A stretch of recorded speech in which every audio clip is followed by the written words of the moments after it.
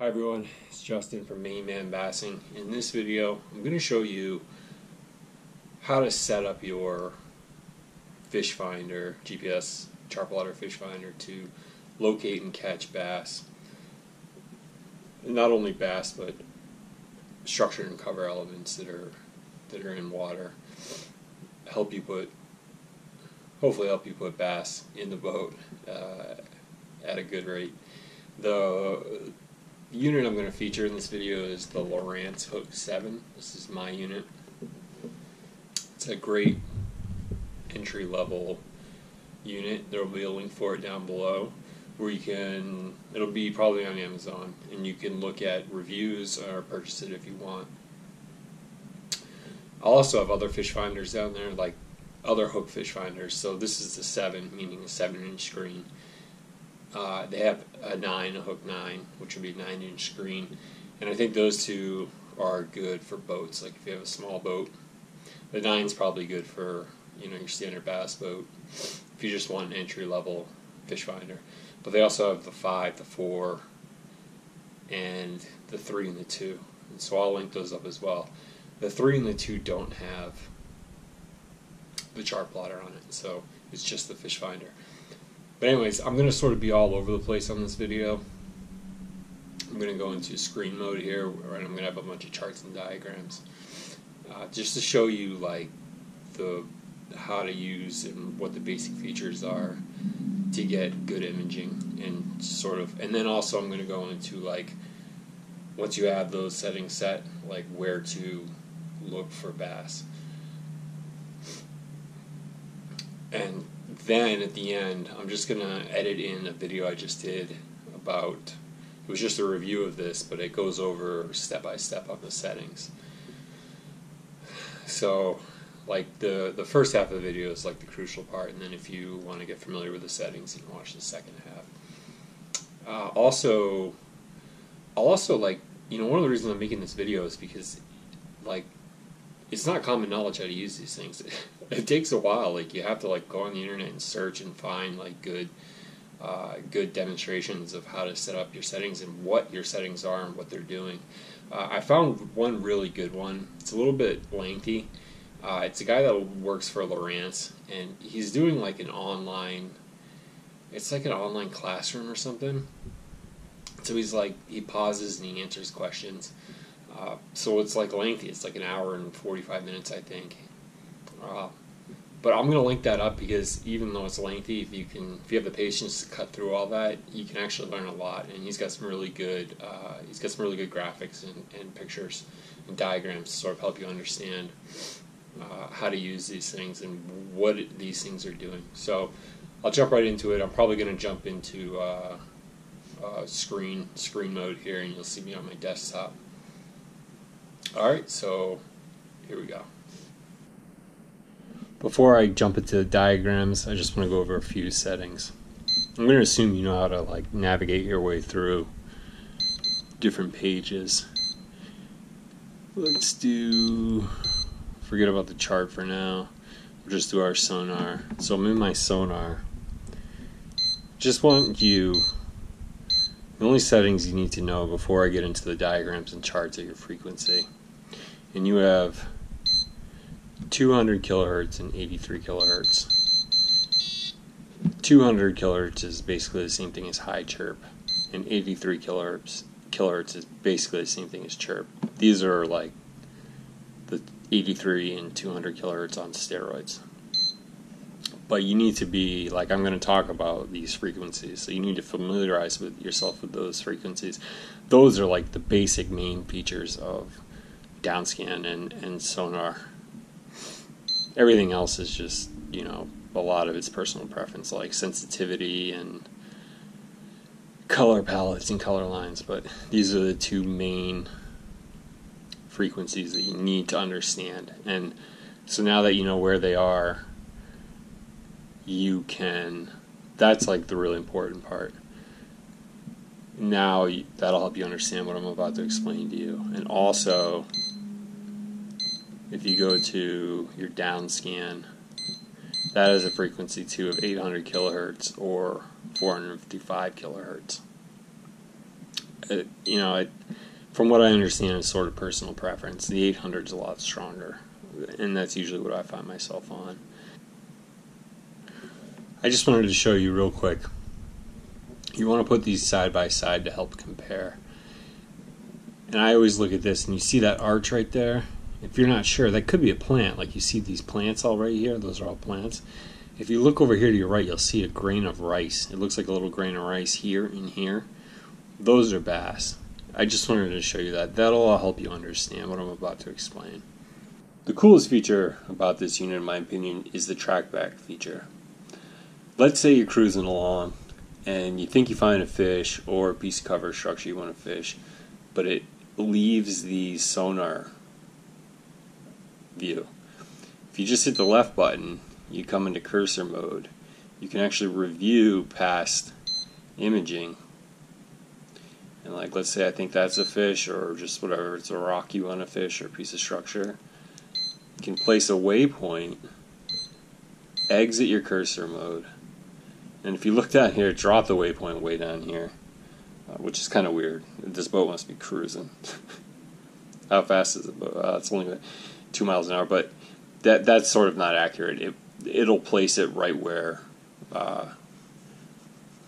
it'll be like super pinpoint accurate.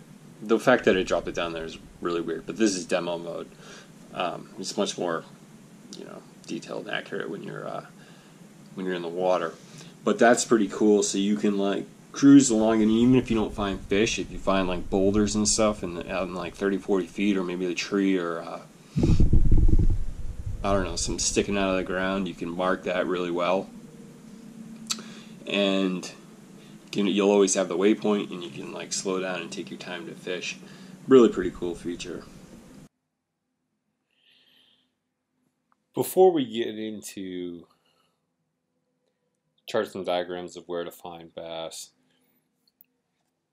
I want to explain what your unit is doing.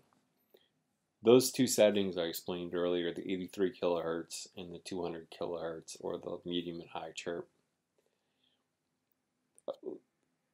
Those settings, they're kind of made for specific purposes. Your 83 kilohertz, so this bar right here is your transducer, and it's gonna emit sound and it's gonna receive sound, and then it takes that data and it makes it into your image. It's important to know that with the 83 kilohertz, you're going to get so this is the side view of your this is your sonar cone. If you were to have a bird's eye view, it'd look like a circle. Like this right here, if you were to have a bird's eye view, it'd look like a circle. And it's just like it's moving along as you move your boat along, and it's taking all the data on the ground and sending it to your unit. For the 83 kilohertz or medium chirp, for every 1 foot of depth, you'll get a 1 foot cone diameter. That means this cone circle will be 1 foot. So if you're in 5 feet, this cone circle will be 5 feet. If you're in 10 feet, it'll be a 10-foot diameter. So you get more of the reading of the ground with the 83 kilohertz. You also get a choppier screen. That can be hard to read. I think the 83 kilohertz is best for 15 feet of water or shallower. Because if you're in 5, so let me go to the 200 and I'll explain. At 200 or high chirp, 200 kilohertz or high chirp, for every 3 feet of depth, you get a 1 foot cone diameter. That means if you were at 15 feet of depth, your cone circle would only be have a 5 foot diameter. So you'd only be able to read 5 feet of the ground at a time. If you were at 21 feet, it'd be a 7 foot diameter. That's why I think the 200 chirp is best for 20 feet or deeper. Because at 30 feet, you'd have a 10 foot cone.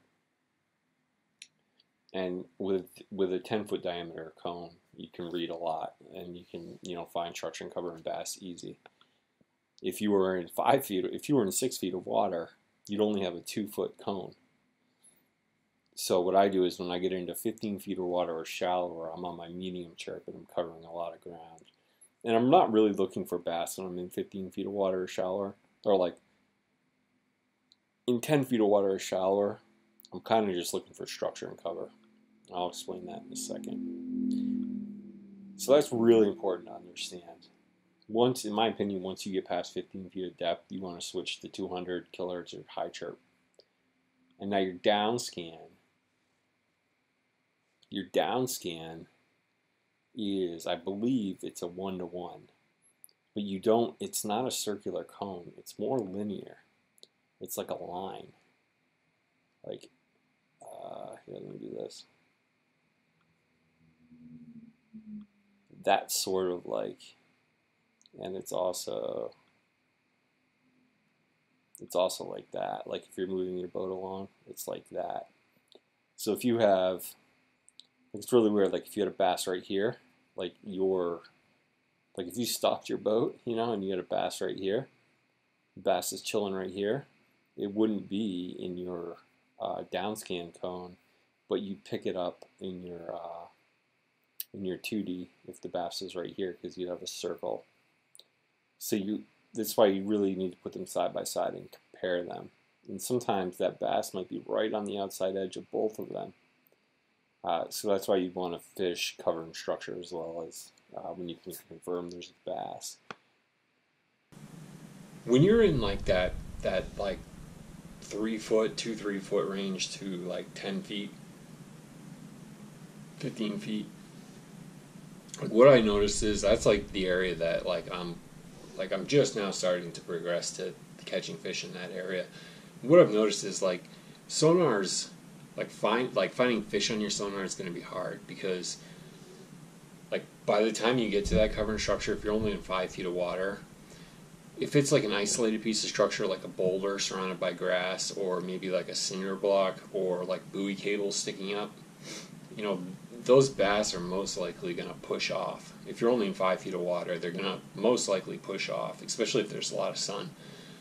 Like if you come across a tree, a laydown or something in 5 feet of water, you're obviously going to stop and fish it. And bass are usually more likely to hold to that like a tree.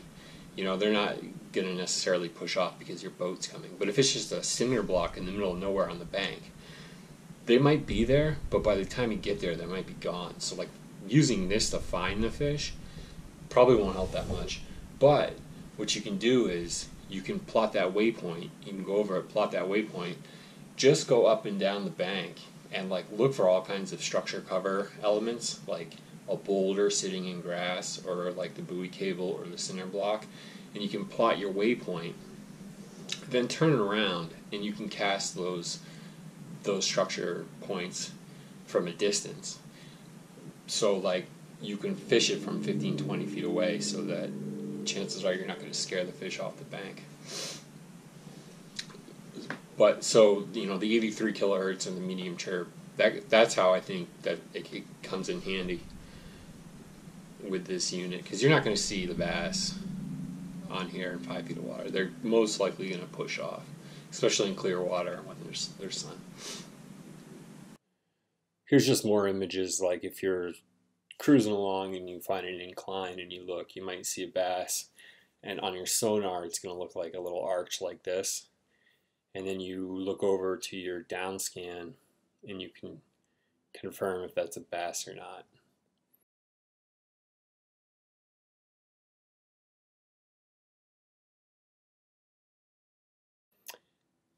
The arch might look like that. I've seen it look like that, and it might be on the middle of the hill. And again, you just look over and you try to confirm it with your downscan.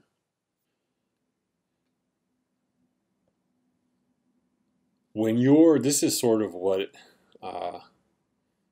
you'll see. Like this is sort of a representation of what your sonar will look like. If you had them side by side, your sonar would look like this and your downscan would be over here. This is really where you want to look for basses, when you have these inclines, when you're coming up the bank, or if there's a hump in the middle of the lake or a drop off. This is really what you can focus on and you can get really good results with. And not only that, so there might not be a bass there, But if you find grass, like this is grass with a boulder in it, and it's right before an incline, you really want to fish that even if you don't see a bass there. And if we go down here to the middle one, on your sonar, you'll see these little arches, and that's sort of what they look like. And they might be down here, or they might be up here. And then you can confirm it. It'll be like it's not really a ball on the downscan, it's more like a grain of rice is what it looks like on the downscan.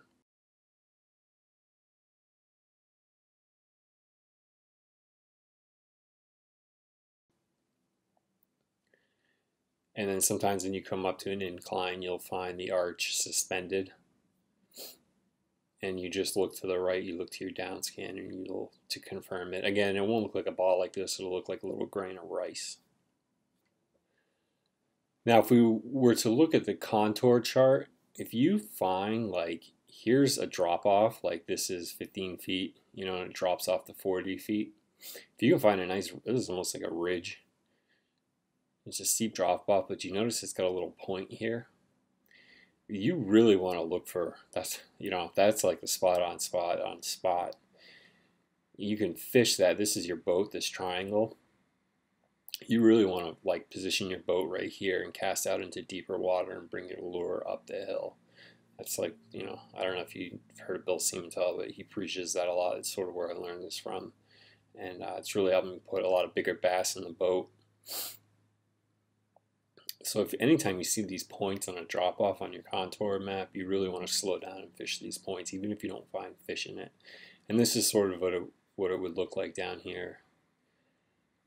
If this was your sonar, your downscan, like you might not see a bass there, but if you have like cover and structure, you know, like this would be like right here on back up on the depth chart. You want, even if you don't see a bass there, you want to fish it.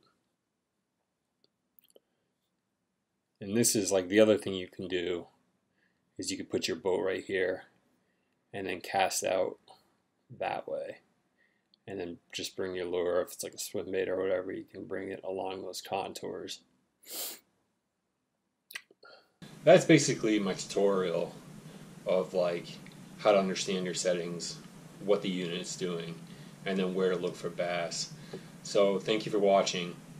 The rest of the video is just, I'm just editing in a video I already made of just, it's a walkthrough of how to go through your settings if you want to watch. And even if you don't have this unit, your unit's probably going to be similar. So thanks for watching. Hope you catch a real big bass soon. Do me a favor, if this helped you, let me know. If it didn't help you, let me know. You know, if I can always redo this video and I can add in, I can, you know, if there's a certain area you want me to discuss, I can, if I know about it, I can redo the video and put it in. Give me a thumbs up. I really appreciate it. So thanks for watching. Enjoy the rest of the video, and I hope you catch a real big bass. Let's look at some of the different pages you have, the images. So here we have this is our contour maps, our mapping, our chart page. You can hit pages. You have 2D sonar. This is on simulator, by the way. And I just want to clarify, like, when you have this thing out on the water, the imaging actually looks a lot better than this, especially when you're using your trolling motor. The simulator doesn't do the unit justice. In my opinion, the imaging looks much better in the water. And then you have your downscan. So like more powerful frequency. And then these little, they look like rice grains, so those are bass. I like to run my unit like this. So I have all three next to each other, so I know where I am as far as depth goes, where I'm approaching like drop-offs and inclines and depressions and etc. And then I'll run the 2D and the downscan side by side. So the way I use this is I mainly look at the 2D sonar first, and if I think I see a bass, I'll look over here to confirm. So like right here, that could be a piece of grass, this arch right here. I'm not really sure, but if you look at the downscan, you can confirm. You see that it looks like a little grain of rice right there. That's bass, and that's sort of how I use it. We'll go over some of the settings. I'm on my chart now, so we'll open up the menu. Really the only setting on the chart that you can change is the orientation. It's basically how the map's laid out. If you look at north is up, there's not a big difference here. I always keep mine on basically COG is basically front of the boat pointing up. So that's how I use mine, so I don't get confused where I am. And now, so that's basically the only real setting you have. Now we'll go over to my sonar. We'll see what we can adjust. The sensitivity and the color line, I keep those on auto. It's just easier that way, because when I'm changing depths, like when I'm in 30 feet of water to, and I go up to like 10 feet of water, I'm not gonna like change the sensitivity manually. It's just kind of a pain in the butt. So I just leave that on auto. The range, meaning the range of depth, I leave that on auto. But you could change it, like if you wanted to do like here, you'd want to do like 150 feet. You can see the ground, and that's really important because, oh God, it's going to start over. It's like horrible timing. But it's really important to see the ground, because once you learn how to read these, you'll be able to see where the ground is soft and where it's hard. So like if you're cruising along and you find like really hard bottom, like this is really hard, and then let's say it turns really soft, and then it turns hard again, you could mark that, and you know that's like considered a piece of structure. It's like a hard surface that the fish can eat their bait against. So that's pretty cool. But for the most part, I just leave mine on auto. I do my auto range. And you have your ping speed. I always leave mine on fastest, but you can slow down your ping speed, I guess. Maybe if you're just like sitting still, you could use a slower ping speed.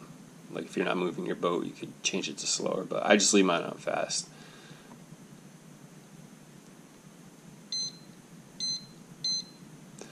And then you have noise rejection, surface clarity, you have zoom, and then your color palette and fish ID. I leave everything off, and I have a white background. And then you can log your sonar. I'm going to get into that at the end of the video. But this is sort of the main feature of the unit is the frequency. And Lowrance has this thing called chirp. Your standard sonar, like if it wasn't Lowrance chirp, like just your standard sonar with no like new technology, you'd basically have 83 kilohertz and 200 kilohertz. And if we switch to 83 kilohertz, you're going to see that background becomes pretty noisy. 83 kilohertz means you're going to get your cone. So when the sound's emitted from the transducer, it goes out in a cone. And if the 83 kilohertz, for every 1 foot of depth, that cone diameter, it would be a circle covering the ground. That's all the information it's picking up. It's like in a circle. That would be at the floor of the lake if it's 1 foot of cone diameter per 1 foot of depth. So if you're in 15 feet of water, your cone diameter, you'd be able to read basically a circle of the floor that with a diameter of 15 feet. So it's 1 to 1. So that's really great for shallow water, like 10 feet, because if you're at 10 feet and you're using 83 kilohertz, you'd have a 10-foot diameter. So you'd be able to cover a lot of ground with that on your cone, and you'd be able to pull up a lot of imaging from what's on the floor, what's below your boat.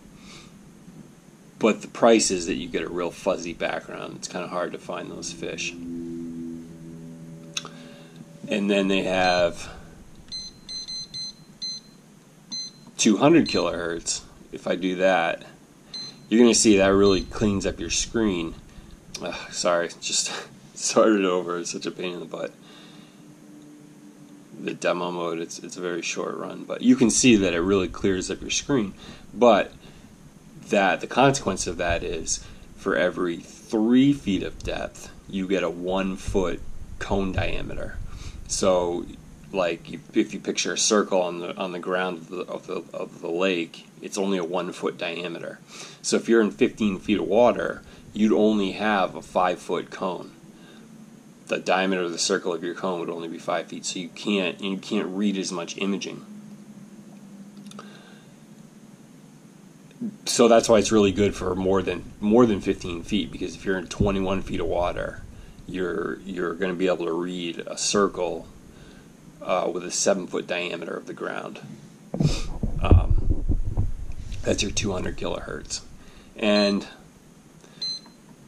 so that would be your basic. Like if we didn't have chirp, but chirp is medium chirp is 83 kilohertz on steroids, and high chirp is 200 kilohertz on steroids.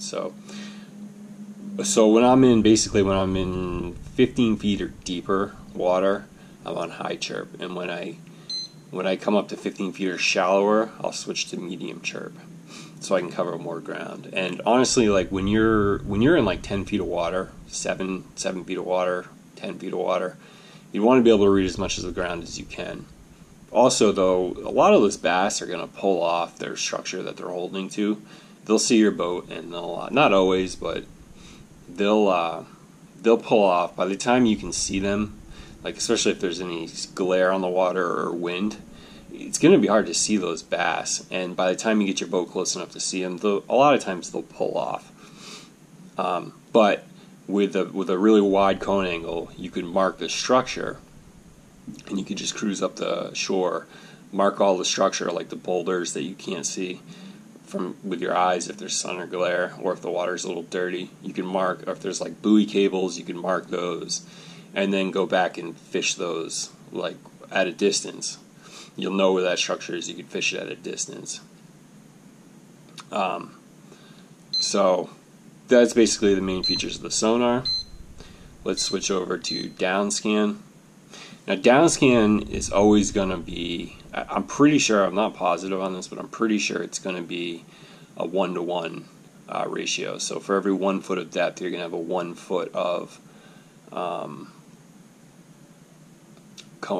angle. But it's not like a circle. Like the 2D sonar is like a circle, right? And then the Downscan, it's more like a line. It's considered a cone, but it's more like a line.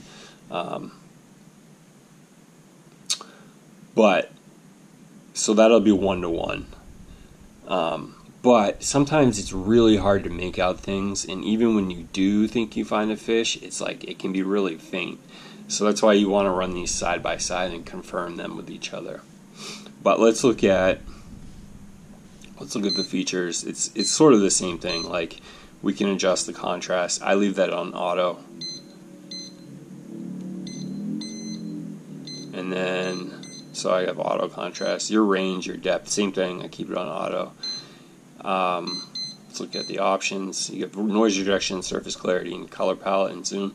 I always leave that on off, and I've got blue and white. It's my color palette. Your ping speed again, and then your frequency is 455 kilohertz or 800 kilohertz. So I leave mine on 800.